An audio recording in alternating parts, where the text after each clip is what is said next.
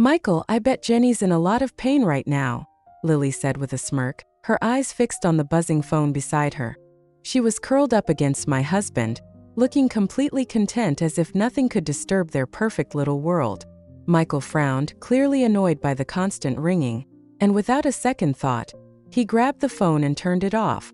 Today was supposed to be my birthday, a day he'd forgotten completely. But that wasn't the worst of it. Hours earlier, as I doubled over in pain, I called him begging for help, hoping he'd take me to the hospital. Instead, he brushed me off coldly. Left with no other choice, I had to call an ambulance myself. I never made it to the hospital.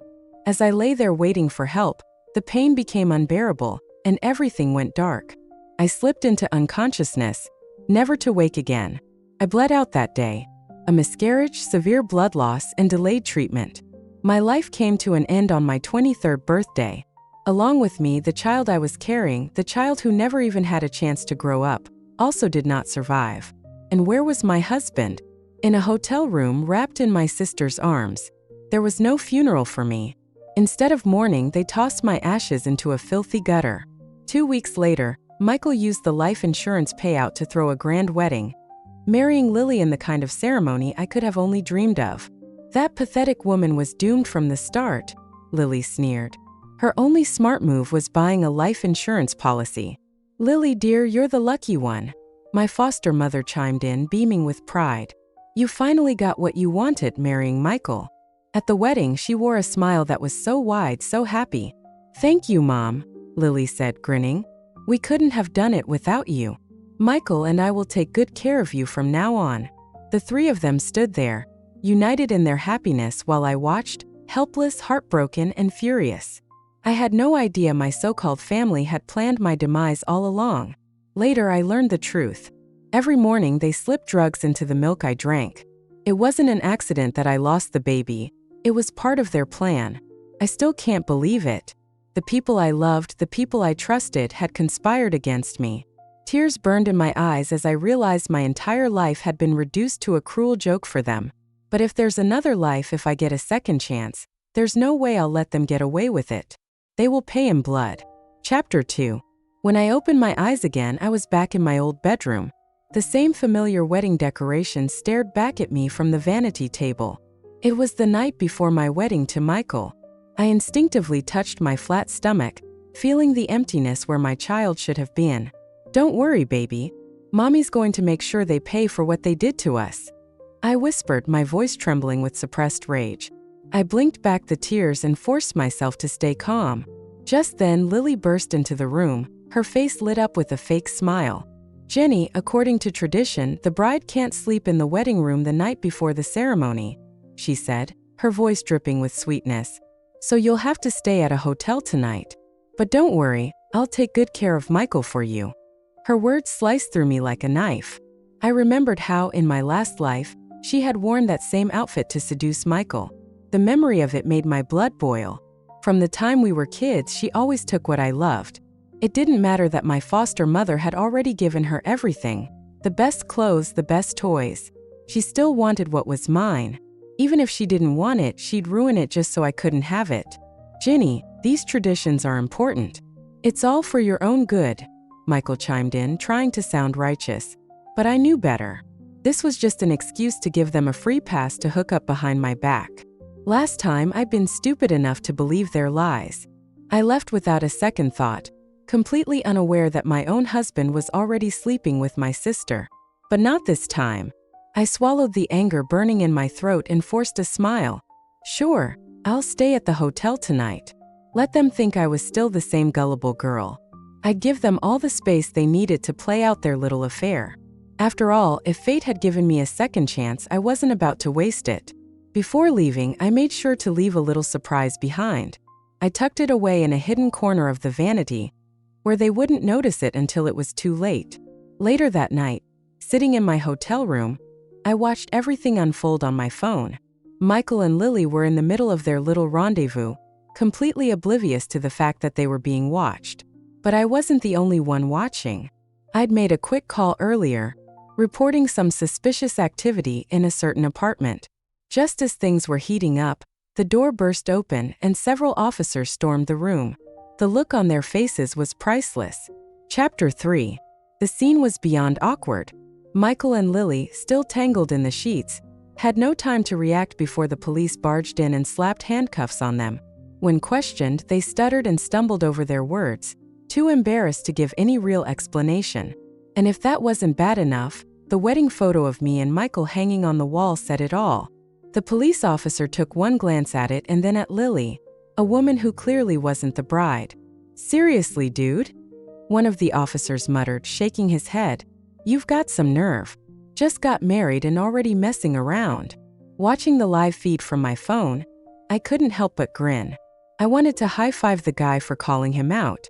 Lily was shaking like a leaf, her lips trembling as she tried to come up with some excuse. Michael, on the other hand, stood there in silence, his head hung low, too ashamed to meet anyone's gaze. I have to admit, watching them get caught like this was so much more satisfying than confronting them myself. Now they were the ones squirming. They couldn't hide, couldn't lie their way out of it. It was all out in the open. Eventually, the police hauled them away, and I casually locked my phone. Not my problem. Let them figure out how to get themselves out of this mess. I wasn't about to answer any late-night calls begging me to bail them out. Funny how, in my previous life, Lily's pregnancy timeline had lined up so closely with mine. Now I knew why. It all started that night, my supposed wedding eve, right in the room I had painstakingly decorated for my big day. "Michael, tell me, who do you love more? Me or my sister?" Lily had probably teased him just like that, pretending to be coy. "Please, it's you, obviously," Michael had replied without missing a beat. "Your sister's got nothing going for her, no body and those scars? God, every time I look at her I want to throw up. And her face? Don't even get me started," he'd added with a sneer. "She's got nothing on you." I smiled coldly, running my fingers over the scars on my arms.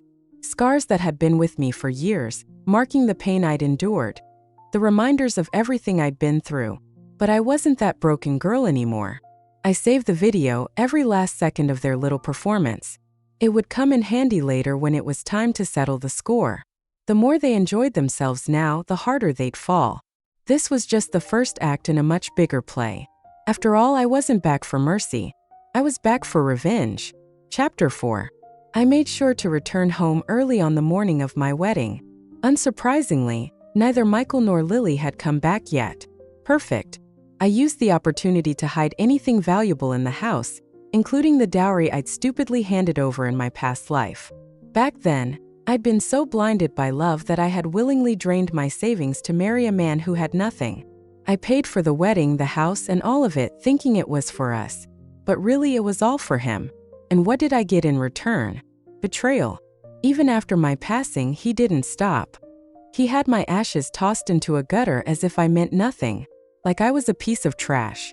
Classic case of being the farmer who took in a snake and I sure got bit.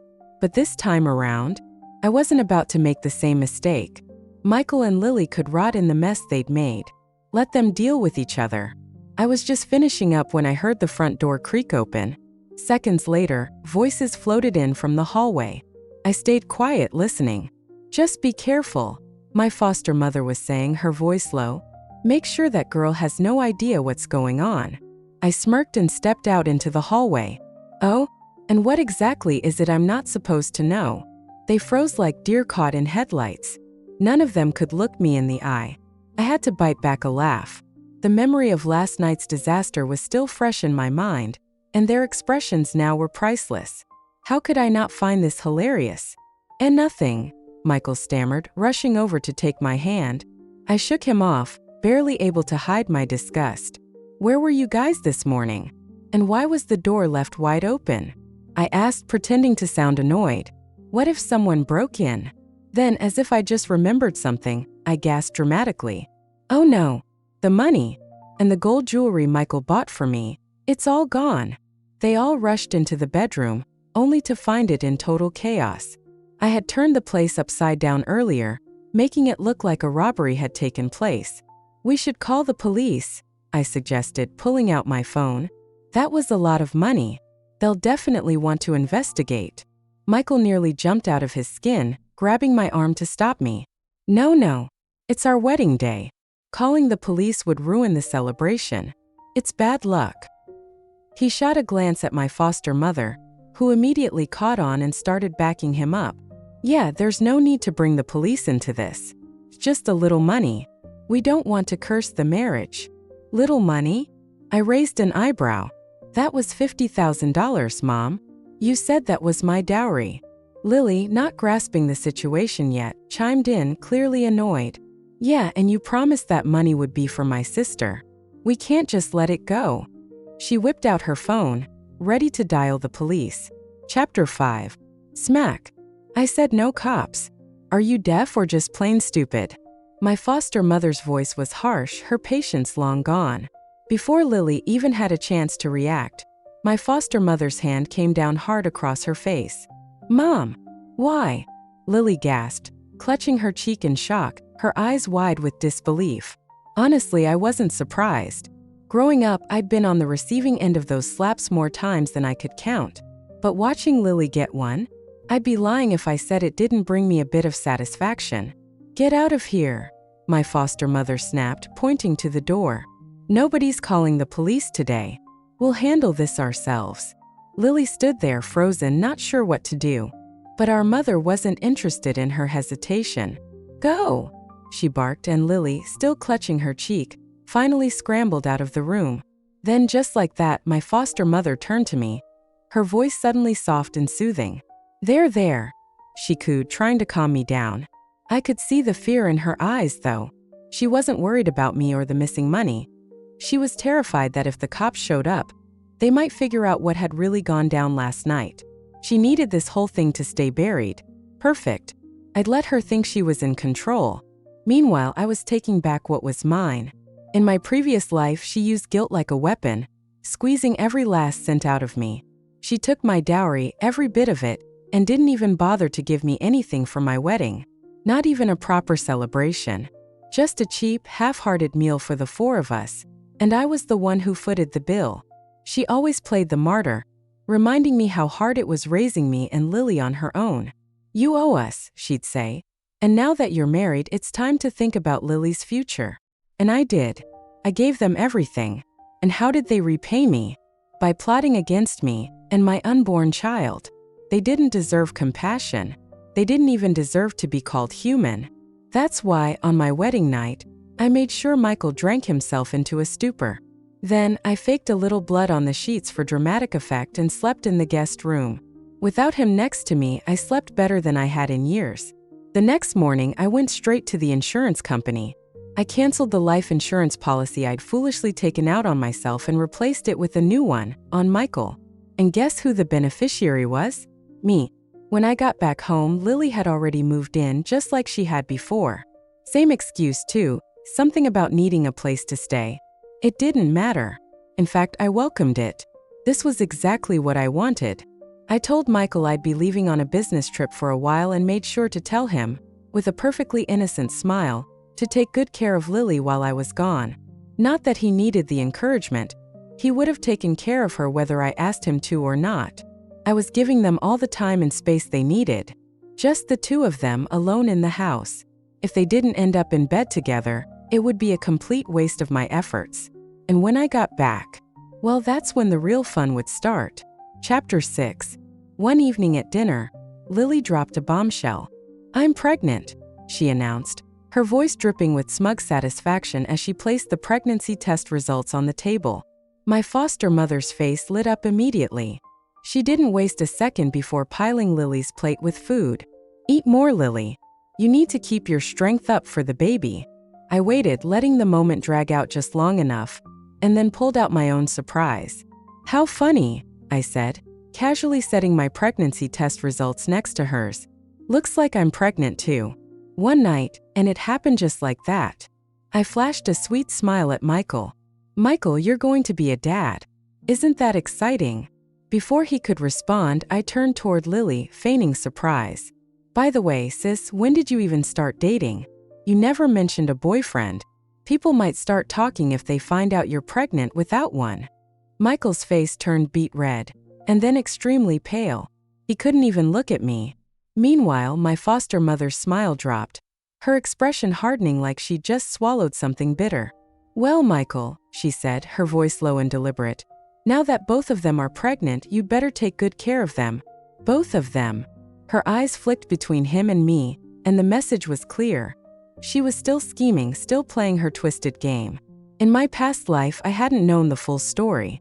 I just thought Lily and I had ended up pregnant at the same time by coincidence. I didn't realize until much later that the child she was carrying was Michael's. But this time I was going to make sure she felt every ounce of pain she'd caused me. Sweetheart, Michael interrupted, his voice shaky. I made you some warm milk. Don't forget to drink it before you leave for work. Okay? I glanced down at the glass. The milk. The same milk that, in my past life, had caused my miscarriage. I never liked milk, but my foster mother had insisted. It's good for the baby, she'd said, forcing me to drink it every morning. But now I knew better. Yesterday, I'd seen her pull Michael aside, whispering frantically in the guest room. She must have given him the drugs, the same ones they'd used on me before. They'd seen the insurance policy I'd accidentally left in the drawer. They thought they were being clever, planning to get rid of me again and cash in on the payout. But not this time. While Michael was busy in the kitchen, I swapped the glasses, pouring Lily's milk into mine and taking hers for myself. I already drank the milk, I called out as I grabbed my bag. I'm in a rush, so I'll grab breakfast on the way to work. I walked out the door, making a beeline for a nearby cafe. I bought myself a fresh breakfast and some real milk, but all I could think about was Lily sipping down her glass at home. Soon enough, she'd start feeling the effects. And when she did, she'd realize that betrayal comes at a cost. Chapter 7. Ginny, you've got to come to the hospital. Something's happened to Lily. Michael's voice was frantic, but I wasn't exactly caught off guard. I already knew what had happened. The camera in the living room had captured everything. Just a few hours ago, Michael had been reassuring her, all confident and cocky. It's fine. You're only a few weeks along. Nothing's going to happen. Famous last words. It wasn't long before Lily started bleeding profusely. The blood-soaked clothes were bright red and terrifying. She collapsed, convulsing on the floor, her face turning a sickly shade of white. Michael freaked out and didn't even bother to put on his pants before he called 911. What happened? I asked, feigning concern as I stood outside the operating room. She was perfectly fine this morning. How did it get this bad so fast? She just started bleeding. So much blood. Michael's voice trembled, his eyes glued to his hands, still stained with Lily's blood. He looked like a man haunted, and frankly, I wasn't surprised. This was something that would stick with him for a long time. A doctor finally emerged from the operating room, pulling down his mask with a sigh. We managed to save her, but the baby didn't make it. And I'm afraid she won't be able to have children in the future. Michael's knees gave out. He slumped against the wall, sliding down until he hit the cold hospital floor. This is all my fault. If only I had. His voice cracked as he slapped himself harder with each hit.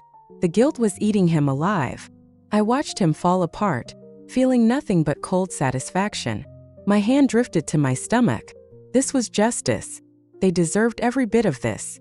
Oh, come on, I said, crouching down next to him, my tone light and comforting. You can't blame yourself for this. It's not like you caused her miscarriage. I put a hand on his shoulder, pretending to care. But honestly, touching him made my skin crawl. Michael stayed silent, his face a perfect picture of guilt. He knew damn well what had happened. They'd been sneaking around behind my back while I was working, and now he had to face the consequences. He couldn't even look me in the eye. The irony of it all was almost too much. In my past life, Michael had murdered me, along with my unborn child. And now, without even realizing it, he'd done the same to Lily's baby. Karma's funny like that. It always comes back around. Chapter 8. Though Lily had pulled through, the miscarriage had left her weak and fragile, a shell of her former self. And the best part? Neither of them had any clue that the milk intended to harm me had ended up in her stomach instead. My foster mother stormed into the hospital as soon as she heard the news. She didn't even pause to catch her breath before barking orders at me. Your sister's in bad shape. You're going to stay here and take care of her. I raised an eyebrow. I'm pregnant too, remember? How exactly do you expect me to look after her? She scoffed, waving off my excuse. If you can't be bothered to help and then pay for a nurse, you're her sister. It's your responsibility. Of course, Lily was her daughter too, but why should she lift a finger? In my past life, they treated me like an ATM, draining me dry until I had nothing left to give. But this time, I wasn't playing their game. I'm out of money, I said flatly. Spent it all on the wedding. You know that. That shut her up real quick. She knew full well that I had paid for everything. She hadn't contributed a single cent. And besides, I added, doesn't Lily have a boyfriend? Why isn't he here taking care of her? What kind of man lets his girlfriend go through something like this alone? I shot a look at Michael, who was standing there, head down, too ashamed to speak. Not my problem. They could figure it out themselves. I didn't care what happened to Lily. To be honest, I wouldn't have minded if she'd never made it off that operating table. Jenny, she's your sister, Michael said, his voice thick with guilt. He glanced at Lily's unconscious form, still hooked up to the machines. If you really can't take care of her, then I'll do it. Of course he would. He had no choice. After all, the baby she just lost had been his. And it was he who'd slipped the drugs into the milk that caused the miscarriage. He knew what had happened, but he wouldn't dare say it out loud. I didn't say a word either. I was saving that little bombshell for later, for the perfect moment. Fine, I said, waving him off. You take care of her. Without another glance, I walked out of the hospital, enjoying the rare freedom of having the house to myself. No Michael. No Lily. Just peace and quiet. In my past life, Michael had always played the doting brother-in-law, using me as an excuse to spend more time with Lily. He'd even washed her clothes, claiming he was just being helpful. When I confronted him about it, he called me paranoid. You're overthinking things, he'd said. I'm just doing what any good brother-in-law would do. Yeah, right. He'd taken care of her all right, straight into bed. So now, if he wanted to play nursemaid to Lily again, I wasn't going to stand in his way. He'd caused this mess. He could clean it up. Chapter 9. What the hell? Why won't the door open?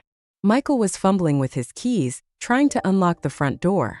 No matter how hard he twisted the key, the lock wouldn't budge. That's because while they'd been at the hospital, I'd had the locks changed. Maybe the lock's broken. Just knock, my foster mother said, already growing impatient. Jenny's probably inside. She started pounding on the door, her voice sharp and demanding. Jenny, open the damn door. Don't make me come in there and deal with you. I leaned against the door from the inside, smiling to myself. You can knock all you want. I'm not opening it. Her voice rose to a furious pitch. You ungrateful brat. Are you really going to lock us out just because Michael helped Lily for a few days? Who do you think you are? And this is Michael's house, she shouted as though that gave her any authority. You don't get to make the rules here. I almost laughed out loud. She really thought she could intimidate me. She seemed to have forgotten who'd been paying her bills for all these years, who'd sent money every month to keep her and Lily afloat. No, really, I said, my tone dripping with mock innocence. Why don't you ask Michael whose house this is? There was silence outside the door. In her mind, Michael was the one with the house, the savings, the future. But the truth was, he couldn't even lift his head right now. He knew as well as I did that this house was mine. I'd worked my ass off to save for the down payment. I'd paid for the renovations. Michael hadn't contributed a single cent. Back when we were planning the wedding, I'd lied to my foster mother, telling her that Michael had bought the house and put my name on the deed. I'd done it because I knew she'd never approve of the marriage otherwise. And in return, she demanded a $50,000 dowry, claiming it was to help Lily with her future wedding. I had been desperate back then, so I'd agreed. I drained my savings, handed over the money, and pretended it was from Michael. And what did I get in return? A husband who plotted to murder me for the insurance payout and marry my sister. But not this time. This time I was taking back everything they'd stolen from me. Chapter 10. The next day at work, I saw my adoptive mother and Lily making a scene. I'm so unlucky. I took pity and raised an ungrateful daughter. Just because her husband took care of her sister in the hospital, she locked us out. So heartless, treating family this way. She sat in the company lobby, crying loudly. Seeing me, she dragged a sickly Lily over. Look, her sister just left the hospital. How can she be so cruel? Lily shed tears on cue, taking all the blame. Sis, it's my fault. I shouldn't have let Michael take care of me. I shouldn't have caused you trouble. She cried pitifully, drawing sympathy from onlookers. How can a daughter be so ungrateful? Her parents raised her, and this is how she repays them. They shouldn't have saved her from the trash. Unaware of the truth, people took their side, thinking I was heartless. She's my adopted daughter. Please help us get justice. My adoptive mother clung to my pants, determined to embarrass me. I looked around at familiar faces, seeing disbelief. At work, I was kind and approachable. They couldn't believe I was the ungrateful daughter my adoptive mother described. Chapter 11. My adoptive mother is right. She does have an ungrateful daughter. I pointed at Lily. But that daughter is her, not me. Silence fell. My adoptive mother stared at me in shock. You're lying. Lily is my good daughter. You're the ungrateful one. I leaned close, smiling, and played a video on my phone for her. Give me that phone. Enraged, she tried to grab my phone, but I quickly pulled it away. I turned up the volume, and the company lobby was soon filled with the embarrassing sounds from the video. Michael, who do you like more, my sister or me? Of course it's you. She has no figure and is covered in disgusting scars. She makes me want to puke. Besides, she has no looks to speak of. How can she compare to you? The explicit conversation between Lily and Michael caused an uproar among the onlookers. I held up my phone, letting everyone see the video. They immediately recognized Lily. Wow, she's got a great figure, but she's sleeping with her sister's husband. A man commented, and everyone else cast scornful glances at Lily. Stop looking. You can't watch this. Lily snapped out of her shock and rushed to grab my phone, but it was too late. Everyone had seen enough. Adoptive mother, you should see this clearly. The ungrateful daughter is Lily, not me. I let her stay in my house, and she repaid me by seducing my husband. She even got pregnant by him. Now she thinks I'm being petty. Does she deserve any sympathy? My adoptive mother was stunned, realizing I knew everything. But it wasn't over. I wouldn't let them off so easily. Chapter 12. People say those who take from others should be grateful, but you, adoptive mother, are different. You take everything without remorse. She had called me ungrateful, but now I'd show everyone who the real ingrate was. You ungrateful girl, how dare you accuse me of that?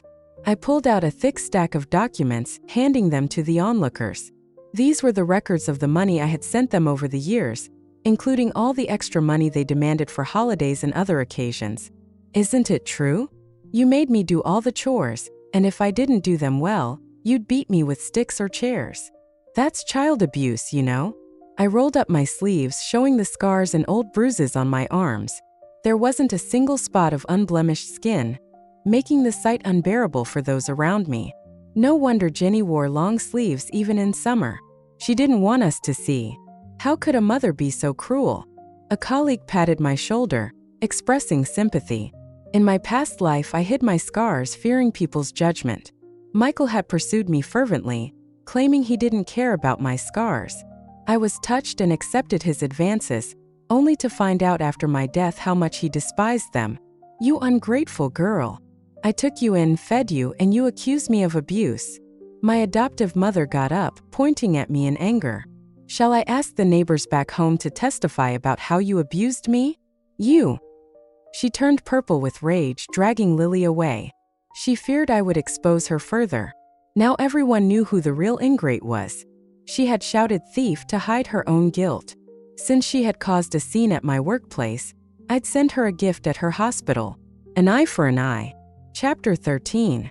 Not long after, good news came from the hospital. My adoptive mother had been fired.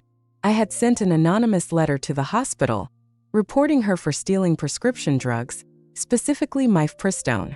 This drug wasn't available in pharmacies, only in hospitals. She had stolen it to mix into my milk, causing my miscarriage. Their plan was for Michael to divorce me and marry Lily after my miscarriage. Since a man couldn't file for divorce during his wife's pregnancy, they came up with this vile plan. But they didn't know that Lily had drunk the drugged milk instead. The three of them had conspired together, but their plan backfired. Ginny, we were wrong. Please, in the name of the 20 years I raised you, let us stay. Homeless, my adoptive mother and Lily came to my door, pleading. They could work to support themselves, but they chose to leech off me. Lily, who had dropped out of high school, never worked, spending her days on her phone and nights out with shady people. She only behaved when she moved in with me, having no friends in the area. Then she set her sights on my husband, using her looks to seduce him. Now, because of him, she could never have children. It served her right. Sorry, I'm petty and unforgiving. I can't overlook your misdeeds. Go find Michael. Maybe he'll take you in. Hearing this, my adoptive mother dropped her act and started banging on my door. Ungrateful girl, don't go too far. Was this too far? If she thought this was too far, I'd show her what going too far really meant. I called the police, reporting them for disturbing the peace and damaging my property. Within 3 minutes, the police arrived and removed them. The response time was impressively quick. Chapter 14. Ever since I locked them out, Michael had been bombarding me with messages and calls. At first, he angrily accused me of being petty and jealous of his care for Lily. He claimed he was helping Lily for my sake. When I ignored him, he switched to begging for forgiveness. Ginny, I'm sorry. It was Lily who seduced me. I'm sorry. I promise I'll never make the same mistake again. Please forgive me. I saved his messages for future use.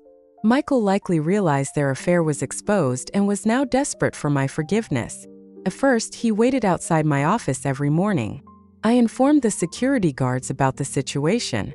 The guards, feeling sorry for me, chased him away each time he appeared. When he stopped coming to my office, he started waiting outside my home, hoping I would give him another chance. Seeing him on the doorbell camera, I chose to stay at a hotel rather than deal with him. A man like Michael, who could harm his own child, didn't deserve another chance. I quickly prepared the divorce papers and gathered evidence of his infidelity. Ginny, are you forgiving me? I knew you still loved me. Love you? Never. I called him, suppressing my urge to tear him apart. He was shameless. I must have been blind in my past life to choose him. Come home tomorrow. We need to talk. He eagerly agreed, thinking I couldn't let him go. Little did he know he was in for a surprise. Chapter 15. Ginny, I missed you. These flowers are for you. Michael greeted me with a smile, holding a bouquet of red roses. This was the first time he had ever bought me flowers. Even during our courtship, he never bought me any. I paid for the wedding flowers myself. Now, trying to win me over, he bought flowers. I stepped back, looking at him coldly. Sign the papers on the table and get out. I never want to see you again. Papers. Seeing my cold attitude, Michael looked confused. But when he saw the divorce papers, his face darkened. Ginny, do we really need to divorce? I made a mistake, but all men do. Can't you give me another chance? Besides, you're pregnant with my child. Who would want you with a kid? Michael's expression twisted, revealing his true nature. He couldn't hide his anger anymore. Who I marry is none of your concern. A man like you doesn't deserve a second chance. In my past life, he killed me and my child, scattering our ashes in a drainage ditch. He didn't deserve forgiveness, and I didn't believe he would change. You want me to leave with nothing? No way. If I can't be happy, neither can you. You forced me to this. Michael stepped closer, his eyes filled with malice. You couldn't control yourself and you blame me? My words enraged him. He grabbed my neck, pinning me to the ground. Even in this new life, he wanted to kill me. Such scum didn't deserve forgiveness. Help! I screamed for help, and soon neighbors rushed in, pulling him off me. I had left the door open, anticipating such a situation. It was a weekend, so most neighbors were home and could help quickly.